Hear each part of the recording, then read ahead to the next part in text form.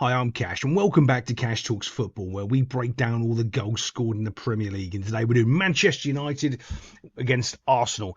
And using my over 20 plus years coaching experience and doing lots of other nonsense in football, I give you a bit of a different insight and actual some knowledge, and not some sports punditry clownage that you normally get on other channels or in the mainstream media.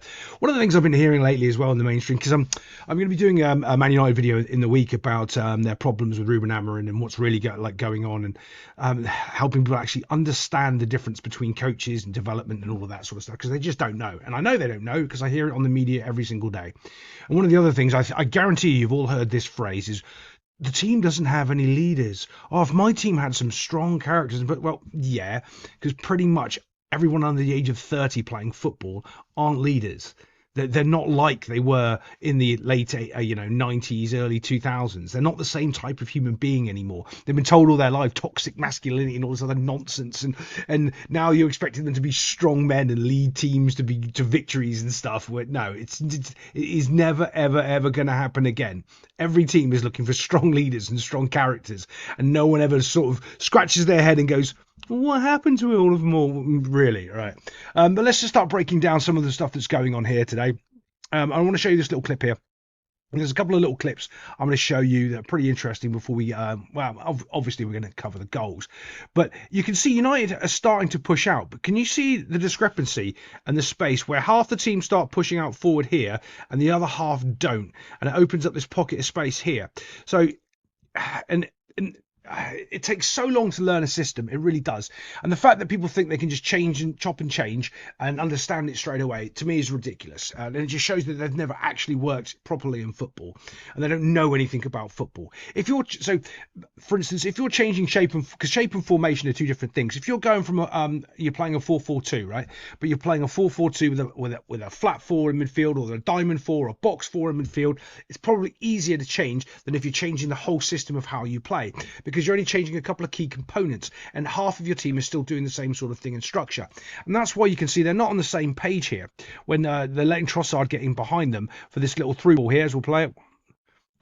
Now, Trossard here really should be hitting the target. I'm going to show you from the other angle. When he receives this ball, he never really has a little look up. And he's not one of those players that I would say is world-class or top quality, that he can afford just to whack the ball and it's going to be on target, because you know what? He scores lots of goals and he does this thing. He scores goals. He gets his fair share, but he's not really good enough just to hit that ball and know that where it's going and how how it's going to end up in the back of the net.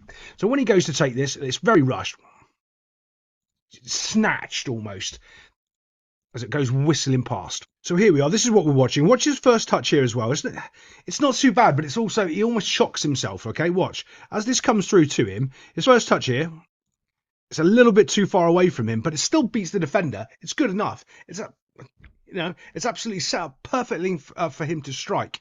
Okay, and you can say, oh, he's having a little look there. He's not having a little look. He's more worried about the ball. Look, and he's running to stretch to try to get his strike off. He's racing to get his strike off instead of getting a good clean strike on it. He's more worried about losing the ball, or to be fair, half of me goes when I see this, because this is what I would do if I was playing in his situation. I would have just dribbled through these two players. I'd have poked it through and then had a shot on goal, and maybe these two players just clatter into me. That's why I was so injured so much, by the way. But as he goes through, look, he just snatches at it and it goes miles wide. That's a good opportunity, I think, because Trossard's one of those players that I think he's got more to his game and he can be better. But there you see, it's just not enough. If you want to be on the next level and be a better player, that needs to be on target. In the goal, brilliant, but just at least on target for me. But let's move it on. Couple of things about this free kick from Bruno Fernandes, the rat face. This isn't a good free kick that he scores into here. It's not a bullet. It's just not good. It's okay. It's on target, but it's not good. It's not a vicious, and it's a long way out. That is a long way out from the 18-yard box. The keeper has isolated himself on the one side, trusting the wall is going to do its job on the other. Okay, but to me, the keeper could afford to be almost dead centre. He really could. He could afford to be. He's so far onto the one side. And I know I do slam goalkeepers for not setting their wall up, defending one side, and then needing to defend the other correctly. And he's kind of there.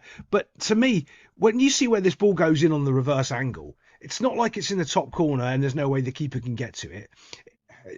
one extra step and I think he's there. He's just gone one extra step too far this way, because it's not a fantastic free kick. Watch, bump. It's slow. It's a slow driven. Good, yeah. But you've seen much more vicious free kicks where the keeper has got no chance whatsoever.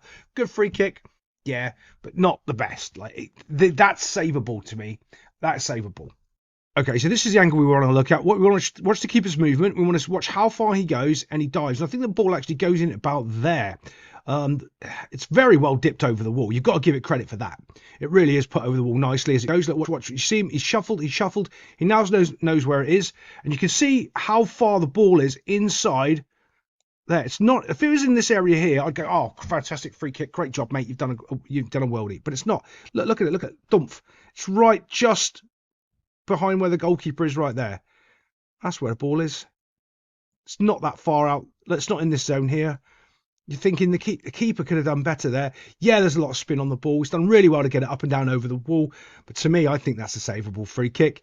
Bruno Fernandes. And this is the one thing about him. I wouldn't have him in my team. He's not a sort of player that I would ever want on my team, because to me, he just doesn't do enough. And I know people look at the stats and statistics and go, United don't score goals without him creating. Well, that's a bigger problem. You can't go, oh, he creates goals and does things for us, so therefore he equal good player. Well, no, not really. That's not how I look at it. I think he creates such a problem in the way that your midfield ticks and how it actually functions. And yeah, he does a little bit of work, running around and stuff. But there's a difference between running around and winning me the ball. I want the ball. And he doesn't really do that enough for me, in my opinion. But he can pass the ball and he can score a good free kick. Let's move it on. Okay, this baffled me on this on this corner routine here from Arsenal, because they've been so dominant from set pieces and putting the ball around the keeper and bullying him. Saliba coming in and scoring goals and Gabriel battling, doing great stuff. They're making Declan Rice be up here, which I have no idea how he's unmarked on top of the 18-yard box in the D. Now, if you listened to me before, you'll know I'll talk about the D all the time. This is the zone that you want to defend. For second balls, always have one of your players anywhere near the D, because this is where the ball drops when people head it out. It drops here. It's very, very important. You want to protect the D. It's very, very important place to protect.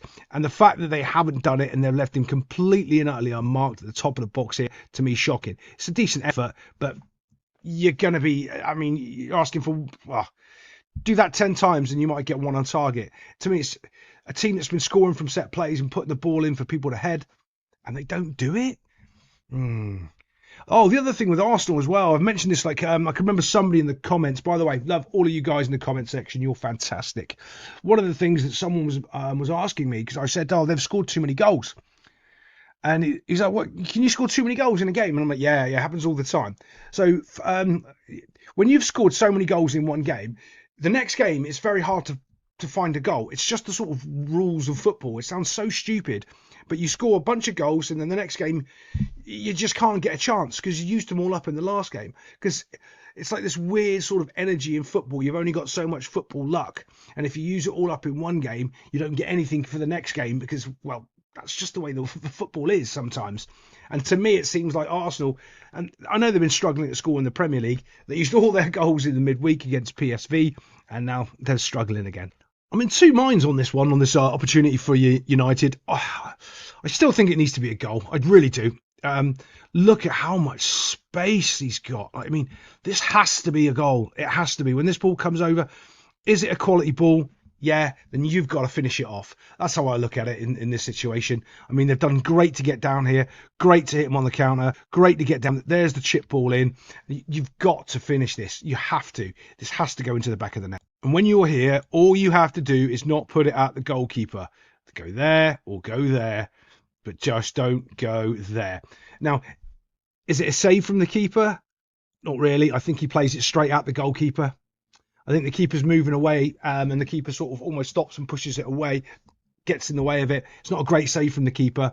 To me, that's a poor miss. That needed to be in the back of the net. The keeper's happy because he thinks, yes, I saved that. That was brilliant by me. I think it's just poor. That has to go in the back of the net. Speaking of other chances that have to go in the back of the net. Right. If you ever played indoor, you're used to this little sort of run to the front post and this little flick, okay? Now, this only works if there's power on the cross. If there isn't power on the cross, you cannot use or try this little flick, because the power provides, it's providing that, and you're just doing the little guidance into the corner. So if you're trying this little flick here, like he tries, watch this, there, you're not beating anybody because there's no power on the cross. There's no power on it at all. And the other thing is, if you try a little flick like that, you better make sure you score, because that's silly. He could have just taken a little bit of a touch with that into the corner and just put that into the inside post here. That is another effort that's completely and utterly wasted by just some cocky nonsense. Yeah, can't stand that. Now, of course, it wouldn't be the Premier League without anybody actually trying to win the football, because that is now a thing in modern football. I've explained and talked about that at length. It's lots of my little warm-up and coaching videos. Go check some of those out. But in the long and short of it, what you need to think about is they don't actually teach you to tackle. Well, they do, but they don't. So what they do is they work out another way of doing it, because they're just talking about intercepting the passes. So it's all about shutting down the passing lanes and making sure that you're intercepting passes, not actually winning the football. So watch how far he can travel, right? This is just going to be the starting point. Right, we're going to do it. It's the second line of grass there, and it's a little bit before then when he receives the ball, but we're just going to take it from here. Okay, watch. No interest of going towards the ball there. There's the little overlapping run. No interest of trying to win this play here as well. It's so lazy. If he starts sprinting at him now, he's going to panic him. He's got no idea. Doesn't. Just holding the shape, standing there, waiting to intercept a pass, letting them do what they want, and he carries on. He carries on all the way into the... Here we are with the ball. No one's bothering to tackle. No one's bothering to go towards the ball. And also, I want you to watch this. As this line gets pushed back, you can see it's huge. 1, 2, 3, 4, 5 players. Look at the space that's actually coming out here. Players dropping off. Player dropping off. Everyone's focused on watching the football. No one's on the half turn. He is facing that way. He's facing that way. He is facing that way. Right? No one is actually aware of these two players coming in here. No one. They're all... Oh, actually, that's not a bad turn. Take it back. There we go. We have someone who's watching the ball and been able to watch the whole rest of the game. One player. Well done. So as we move this on, look, no one's tackling him yet. No one's tackling him yet. Oh, he goes to beat him. Goes to block the pass, and he gets done. Just gets turned into the inside. All Declan Rice has done is stand still. Every one of the United players have just been dropping back. No one is even facing on the half turn and noticing the danger of any of these two players in the middle of the field. Remember, this is the middle of the field, kinda, on the ball side. It's not like it's over here, where you're not being marked over here, miles away from the ball, and you've got time to react. If the ball goes over there, it's right next to the ball. Cuts it inside, has a little look. He's screaming for it. Still, no United players. Well, what's that? At least 10 feet away. At least 10 feet away.